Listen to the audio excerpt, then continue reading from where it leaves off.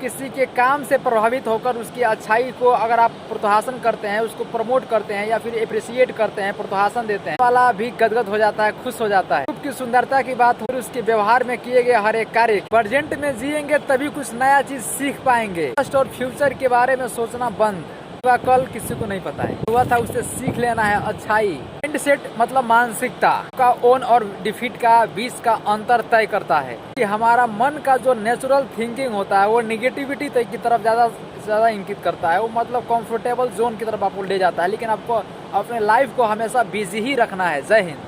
मस्त रहेंगे, खुश रहेंगे, मस्त रहेंगे। मन हमारा परम शत्रु भी है, गुरु भी है। कंफर्टेबल जोन की तरफ आपको ले जा रहा है, इसका मतलब है आपका शत्रु है। आपको चैलेंज को एक्सेप्ट करने के लिए बोल रहा है और आगे बढ़ने के लिए बोल रहा है, तो मतलब गुरु है। सबसे बड़ा चैलेंज है अपने रिस्पेक्ट को मेंटेन करके रखना। मान यानी ह्यूमिलिएट से बचना, को अपशब्द यानी गाली गलौज शब्दों से जो है को अपमानित ना करें, ह्यूमिलिएट ना करें। किसी के जिंदगी में सबसे बड़ा चैलेंज में दूसरा चैलेंज होता है टाइम को मैनेजमेंट करके रखना। बहुत बड़ा चैलेंज होता है हर किसी के जिंदगी में।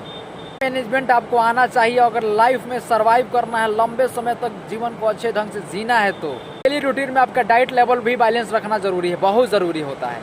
हर किसी के जिंदगी में दो इंजाम होते हैं, पहला एक तो जीवन को सुरक्षित रखना, दूसरा जो आप पेपर में परीक्षा में जो पेपर देते हैं, यहाँ पर आप काम करते हैं, वहाँ भी चैलेंज होती है, उसको फेस करना, उस चुनौती को स्वीकार करना, सामना करना। दोनों चैलेंज से कोई बच नहीं सकता है।